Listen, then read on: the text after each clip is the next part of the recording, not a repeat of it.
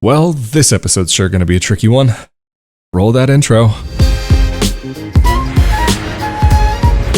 Hello there, I am Rafael Di Furia, back at it again on another Friday night for another episode of Not Your Average Globetrotter. And in this episode, I am going to tackle a subject that I told myself was going to be off limits, that was going to be beyond what this project, Not Your Average Globetrotter, would ever get into, because it is a very tricky and complicated subject with a lot of layers, but I decided that it could actually be worthwhile talking about. There have been a few of you, especially more recently, that have mentioned in comments or private messages about what is the difference between a foreigner, an expat, an immigrant, all these different words that end up being used. And one of the reasons why I wanted to make this episode was partially to clarify the 230 some odd whatever episodes that all come before this and how I view these things, because I think there are certain people who do attach a certain level of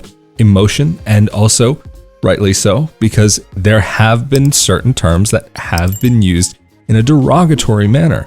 But just before we get into the rest of this episode, I want to say a huge thank you to those of you who help to make these episodes through the monthly donations, through Patreon, patreon.com/RafaelDiFuria, RafaelDiFuria.com/Patreon, or through the shirts, mugs, onesies, and more, and the one-time donations. Thank you all so very much for helping this project to be able to continue. The comment question of the week this week, I want to know how you define each one of these words that we are going to be getting into in the rest of this episode. And the first thing that I really would like to get into is actually using some of the dictionary definitions of what these words actually mean.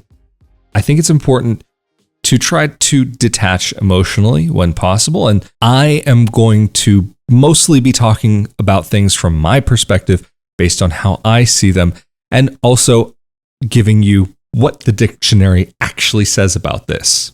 I'm gonna need to bust out the glasses for these ones, but let's start off with the definition. This is from Merriam-Webster, and in this definition, I want to stick with what they are listing as definition A. A person who comes to a country to take up permanent residence.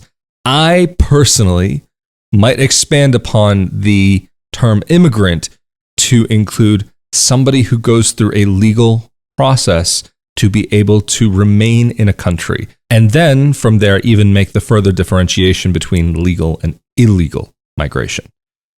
That's a whole different topic. This is already a tricky enough topic, this episode, but let's get into the definition of migrant. A person who moves regularly in order to find work, especially in harvesting crops. I think it's a very limited definition, and migrant, as kind of how we've come to know it in this day, and when we're commonly hearing it in the news, and also what you could call the migrant crisis that started, 7 years ago or so? This could include individuals who are going to a country who may or may not have the intention of remaining there and using that country as a hub to move on to a country that would be the destination of choice, whether that's legal, illegal. Again, a very different topic. But then this almost in a way ties into the next word that I would like to define, nomad. A member of a people who have no fixed residence but move from place to place, usually seasonally, and within a well-defined territory. Or definition number 2, an individual who roams about. Very similar kind of meanings there. A migrant could be a nomad could be a migrant. There are a lot of these that overlap with one another. And that's not saying it's a good thing or it's a bad thing. And of course, when I'm talking about it, I'm not tying it in with a skin color or a specific group of people, because even when we get into this next definition, this is where things seem to start to become a little bit shaky for some people, that there is this question about who is considered an expat and why are they considered an expat. And in many cases, I would say that there are people who do consider expats to be of a certain complexion from a certain part of the world, or certain parts of the world. But I personally think that mentality could be a bit outdated, because let's look at where this word kind of came from. The first time I had ever heard this term was from British individuals who had decided to make other countries their homes. Expatriates, expatriation, people who had left their country to go and make a life in a new one. So technically, a lot of different people could be within this category, but then there were a lot of people who defined it by a skin color or from a country or whatever it may be. But I can say I've known British expats of British descent, but I've also known British expats of Pakistani descent, Indian descent, African descent. It's not just one individual group of people. So I think it's very sad when you see people who limit that word to a specific group. I think it's very unfortunate. So in all of these 200 plus episodes of Not Your Average Globetrotter, when I've used the word expat, I'm not necessarily talking about somebody who might be called an economic migrant. This is also another term that I think definitely has to be taken into consideration. There are many expats who are economic migrants. And when we're talking about economic migrants, it seems as though there's also this heavy weight that comes along with it, that it means that a person is going from one country to another because they've lived a hard life and they're looking to take jobs from people who are going to a country and illegal and legal and this and that and the other. But you have both individuals who work in banks and tall buildings with big offices, as well as people who do work the land.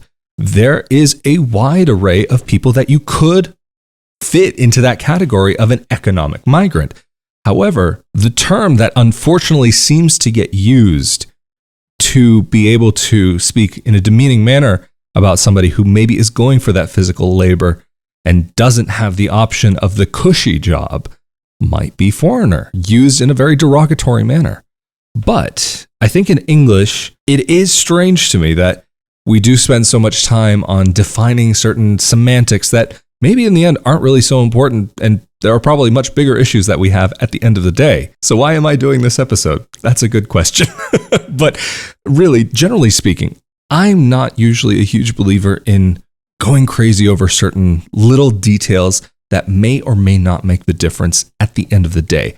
However, I do think it is worthwhile in a discussion to have a common frame of reference that people can use to be able to define certain things and to be able to make sure that they have a mutual understanding of a particular topic. So I guess that for me personally is really one of the reasons why I do want to try and tackle this subject, because like I said, it's a tricky one. And I have used these terms to quite an extent throughout all these episodes. So I do want to clarify this position because I do feel as though, unfortunately, there are a lot of people who misunderstand what I'm saying when I'm saying it and why I'm saying these things. And even when we're talking about immigrant, foreigner, expat, migrant, whatever it may be, I think also one of the defining factors is the mindset behind it. That's kind of what I was getting into when I was saying about an expat might be a person who is going abroad for maybe an adventurous reason. One of the reasons why I say that is because I can say I know people from the same country, and I might call one of them an immigrant and I might call the other one an expat.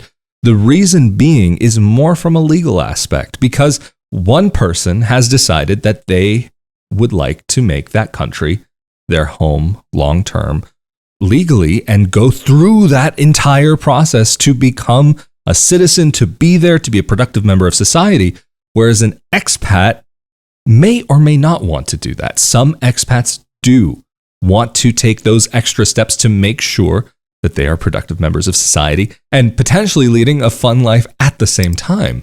But you also have expats who maybe in a Venn diagram would have overlap with digital nomads, individuals who have absolutely no interest in setting down roots in one place and only want to have these different places around them so that they can enjoy them. I might go as far as saying sometimes, and I'm definitely going to be generalizing here, there might be some digital nomads who really only use the places around them as a backdrop, as a background, maybe for some Instagram photos, or to feel like they're really doing this cool, fun thing, but they don't actually take the time to really go and try to integrate and try to meet people, try to meet locals, and try to have local experiences on a long-term basis, because there's only so much that you can experience in that little short window.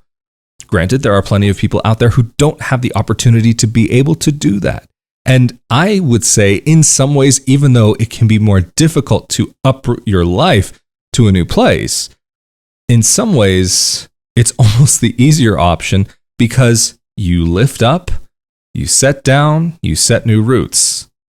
You're there. You don't have to think about, where am I going to be next month? Where am I going to be the month after that? Where am I sleeping tonight? What are all of these different things? Personally, I like to have a bit more solidity. I think it's very important for my life, the way I like to live, to be able to get into a rhythm and to be able to enjoy that rhythm. And being able to have that allows me to explore certain things in a much deeper way than I would be able to if I'm only there for like a week, few months, 6 months, whatever it might be. And I'm not calling anybody out. I'm not knocking on anybody, because everybody has to do what's right for them. Because for some people, that actually may be a wonderful experience. For me, it's not the experience that I'm looking for. So I think it's really worthwhile looking at these words, looking at where you're coming from, and also these specific words that we're talking about also partially come down to how an individual might describe themselves. Part of it's going to be how others see them, and some of it's going to be how that individual sees themselves. But it also even goes a step beyond that. It depends on the language. If I'm speaking in Italian, Spanish, or Portuguese, or German, well, actually, German, I would use a different word, or a different thought process. But in these Latin languages, I might be more likely to call myself a foreigner. So, for example, the words straniero or estrangeiro, these words might be more easily digestible for somebody who speaks one of these languages, because the word expat is very much a new word in the lexicon. It is very much an Anglo-centric word in origin, but the meaning has really expanded way beyond the Anglo world, even if really at the end of the day, it's basically English speakers who are using this word. So maybe I might just think of myself as a foreigner. Maybe for me, I'm just a guy who happens to live in another country. I've originally from this place, I've been in that place, and here's where I am now. So it just makes it easier sometimes in certain situations and in certain conversations that I might just reach for the word foreigner in Portuguese, for example, or in English, expat. It's a lot easier to say expat than I'm originally from the States. I've been abroad 13 years and I lived in Italy for 5 and now I live in Portugal. No, expat, simple. Part of it is being able to just have an easier conversation, and that can help a conversation and help relations with another person. And even if I'm maybe speaking in Portuguese or Italian, for example, in Portuguese, estrangeiro, sou um estrangeiro, like I'm a foreigner. Or if I'm joking about it, sou um gringo, like I'm a gringo. you gotta sometimes have a little fun with it. But how often do we really talk about these words about ourselves? It's not that important at the end of the day. Oh, am I an expat, or am I an immigrant, or am I an emigrant? Because there's the difference between immigrant and emigrant. Immigrant coming in, emigrant going out. But then, like I said, in German, for example, as well as a couple other languages, I might reach for a word that literally translates to outlander. Okay, in the end of the day, it basically means foreigner, but there's a difference in mentality when you're talking about somebody who is from outside of this land versus someone who is strange to this land versus someone who is foreign to the land. Estrangeiro, foreigner, Ausländer. And so, yes, it's unfortunate that in English, the word foreigner has been used in a very derogatory way.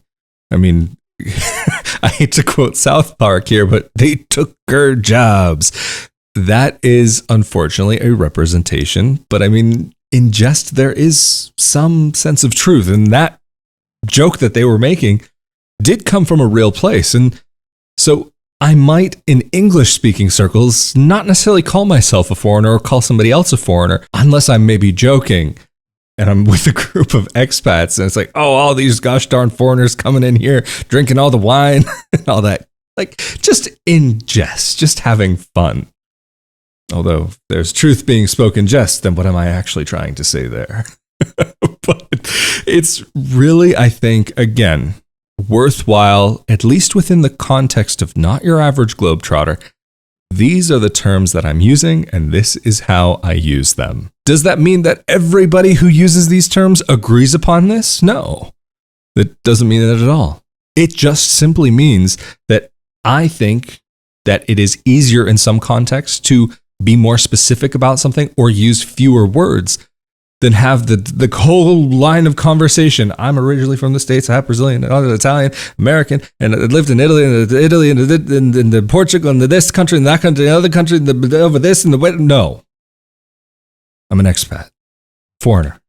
Easy, simple, straight to the point. So I think this is actually where I will round out this episode. So thank you all so much for joining me in this discussion. Of course, this is an open discussion, and if you have anything to say on this topic, please be sure to leave that in the comment section below here on YouTube.